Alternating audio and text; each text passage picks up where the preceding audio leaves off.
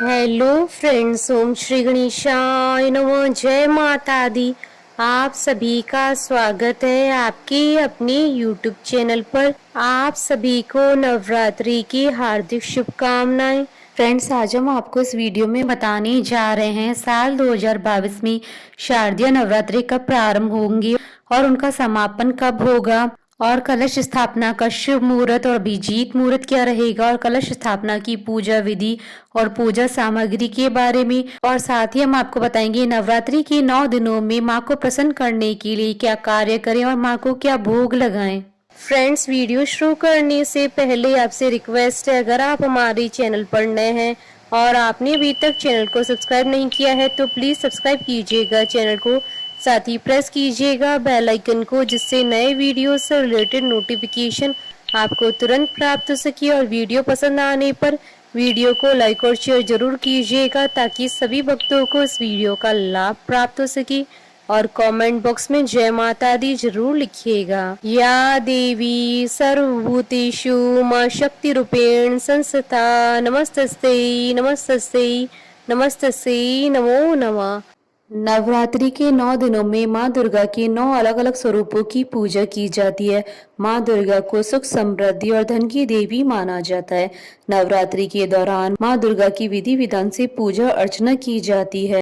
इस साल आने वाली नवरात्रि में एक विशेष संयोग बन रहा है जो इस नवरात्रि का महत्व और भी ज्यादा बढ़ा देगा। मान्यता है कि नवरात्रि के वक्त माँ दुर्गा हिमालय से पृथ्वी पर आते हैं।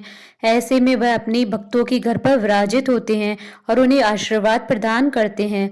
हर साल अश्विन मास की शुक्ल पक्ष की प्रतिपदा तिथि के दिन से ही शारदीय नवरात्रि की शुरुआत होती है। इस साल शारदीय नवरात्रि का प्रारंभ 26 सितंबर से होने वाला है और जिसका समापन 4 अक्टूबर को होगा और 5 अक्टूबर को विजयदशमी मनाई जाएगी। इस साल शारदीय नवरात्रि के 9 दिनों में कई शुभ संयोग बन रहे हैं। नवरात्रि के पहले दिन यानी 26 सितंबर को सर्वार्थ सिद्धि योग और अमर सिद्धि योग बन रहा है। वहीं 30 सितंबर के दिन सर्वार्थ सिद्धि योग बन रहा है। इसके अलावा 2 अक्टूबर के दिन भी यही योग बन रहे हैं। साथ ही चौथे दिन, छठे दिन और 8वें दिन भी रवि योग बन रहा है। इसकी वजह से इस बार की नवरात्रि का महत्व और भी ज्यादा बढ़ गया है। मान्यता है कि इन योगों में माँ भगवती जी की पूजा अर्चना करना विशेष फलदायी साबित होता है। मान्यताओं के अनुसार भगवान राम ने भी नवरात्रि के दौरान लंका पर विजय पाने के लिए माँ दुर्गा की 9 दिनों तक पूजा अर्चना की थी, साथ ही आराधना भी की थी। ऐसे में माँ दुर्गा ने प्रसन्न होकर उन्हें लंका पर विजय दिलवाई। इसके बाद से ही शारदीय नवरात्रि के 9 दिनों में माँ दुर्गा के अलग अलग रूपों की पूजा की जाती है। ऐसे में भक्तों पर माँ दुर्गा 9 दिनों तक प्रसन्न होकर आशीर्वाद देते हैं। हिंदू पंचांग के अनुसार इस साल का शारदीय नवरात्रि काफी खास है क्योंकि इस बार नवरात्रि सोमवार के दिन से प्रारंभ हो रही है। यह दिन काफी शुभ माना जाता है। इसके साथ ही जब नवरात्रि रविवार या सोमवार के दिन शुरू होते हैं तो माँ दुर्गा हाथी पर सवार होकर आती है। हाथी पर सवार होने से सर्वत्र सुख संपत्ता बढ़ेगी, विश्व भर में शांति के प्रयास सफल होंगे। इसके साथ ही देश भर के लिए नवरात्रि काफी शुभ साबित होगी। सब आइए जानते हैं शारदीय नवरात्रि की तिथियों के बारे में।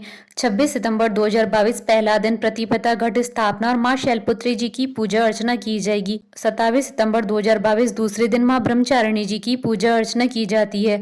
28 सितंबर 2022 तीसरे दिन मां चंद्रघंटा जी की पूजा अर्चना की जाएगी। 29 सितंबर 2022 चौथे दिन मां कुष्मांडा जी की पूजा अर्चना की जाएगी। साथ ही विनायक चतुर्थी का पर्व भी मनाया जाएगा। 30 सितंबर 2022 पांचवें दिन मां स्कंद माता जी की पूजा की जाएगी। 1 अक्टूबर छठे दिन मां कात्यायनी जी की पूजा अर्चना की जाएगी। 2 अक्टूबर 2022 सातवें दिन मां कालरात्रि जी की पूजा अर्चना की जाएगी।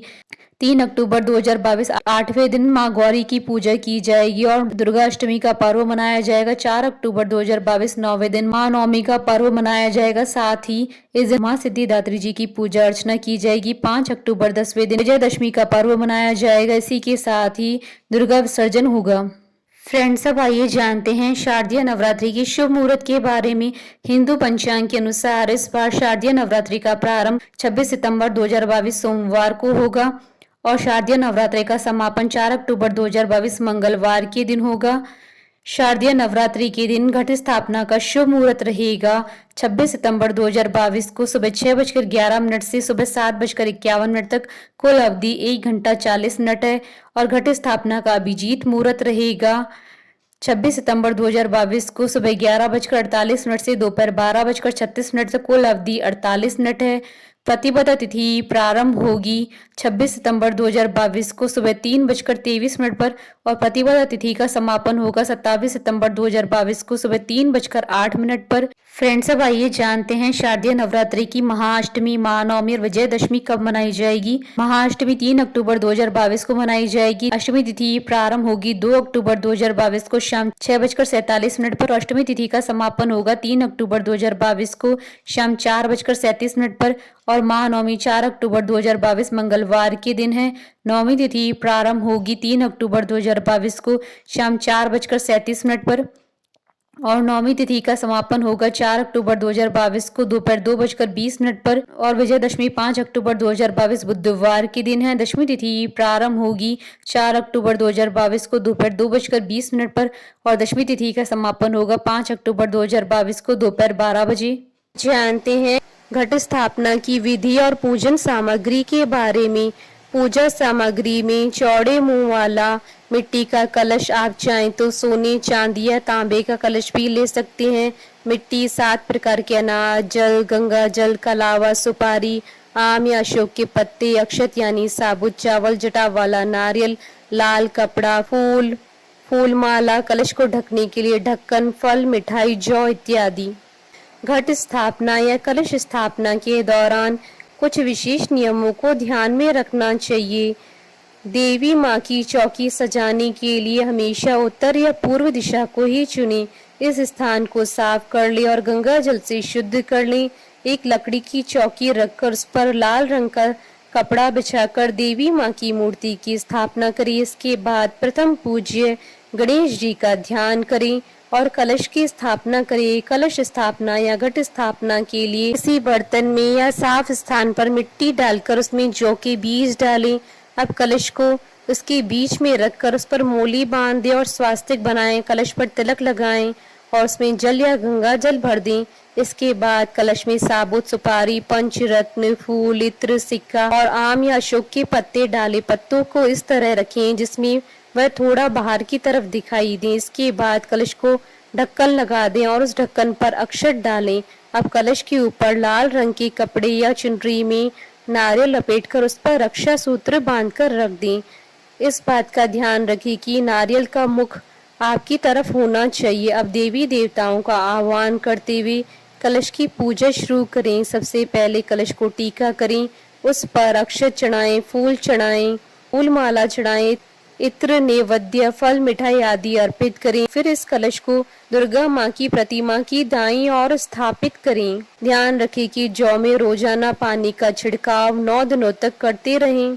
कलश स्थापना के साथ ही नवरात्रि के 9 व्रतों को रखने का संकल्प लें और आप चाहें तो कलश स्थापना के साथ ही माता के नाम की अखंड ज्योति भी जला सकते हैं। इसके बाद माँ को लाल चुनरी चढ़ाएं, उन्हें श्रृंगार का सभी सामान अर्पित करना चाहिए और माँ से प्रार्थना करनी चाहिए कि हे माँ, कृपा करके आप 9 दिनों तक इस चौकी पर विराजमान रहकर मेरी पूजा को स्वीकार करें। इसके बाद माँ को फूलों की माला, फल, मिठाई, इत्र इत्यादि अर्पित करके विधिवत पूजा करनी चाहिए। फ्रेंड्स, अब आइए जानते हैं नवरात्रि में माता को प्रसन्न करने के लिए क्या विशेष कार्य करने चाहिए। नवरात्रि के पवित्र दिनों में 9 दिनों तक देवी माँ की उपासना की जाती है। इस दौरान 9 दिनों तक माँ को प्रसन्न करने के लिए भक्तजन व्रत व पूजा अनुष्ठान करते हैं। धार्मिक मान्यताओं के अनुसार नवरात्रि के 9 दिनों तक माँ के 9 स्वरूपों की पूजा अर्चना करने और व्रत रखने से घर में सुख शांति बनी रहती है। माँ भक्तों की सभी मनोकामनाएं पूरी करती हैं। नवरात्रि में पूजा उपासना के साथ ही नियम संयम का भी बहुत महत्व होता है। धार्मिक मान्यताओं के अनुसार नवरात्रि का व्रत रखने वालों के लिए कुछ नियम होते हैं जिनका पालन अवश्य करना चाहिए। शास्त्रों के अनुसार इन नियमों का पालन करने वाले भक्तों पर माता रानी की कृपा बनी रहती है और उनकी मनोकामनाएं पूरी होती हैं। भारतीय परंपरा में कन्याओं को मां दुर्गा का स्वरूप माना गया है। यही कारण है कि नवरात्रि में कन्या पूजन या कंजक पूजन कर लोग पुण्य की प्राप्ति करते हैं। नवरात्रि के दिनों में सभी महिलाओं में किसी न किसी देवी का स्वरूप होता है, इसलिए नवरात्रि के दिनों में किसी भी कन्या या महिला के प्रति असम्मान का भाव नहीं रखना चाहिए, बल्कि कन्याओं को देवी का स्वरूप मानकर उन्हें मन ही मन प्रणाम करना चाहिए। हमारे शास्त्रों में यहाँ तक कहा गया है कि यत्र नार्यस्तु पूज्यन्ते रमन्ते तत्र देवता। मान्यता है कि व्रत करने वालों को नवरात्रि के 9 दिनों तक अपना समय भौतिकता वाली बातों में न लगाकर धार्मिक ग्रंथों का अध्ययन करना चाहिए। इन दिनों में दुर्गा चालीसा या दुर्गा सप्तशती का पाठ कर सकते हैं। यदि आपने घर में कलश अर्थात घट की स्थापना की है या माता की चौकी या अखंड ज्योति जगा रखी है, तो उसके पास किसी न किसी एक व्यक्ति का रहना जरूरी होता है। इस दौरान 9 दिनों तक घर में किसी भी एक व्यक्ति का रहना जरूरी होता है। साथ ही व्रत के दौरान दिन में सोना भी मना होता है। धार्मिक मान्यताओं के अनुसार नवरात्रि के पावन दिनों में सात्विकता का विशेष ध्यान रखना चाहिए। आहार, व्यवहार और विचार में आपकी सात्विकता होना जरूरी है।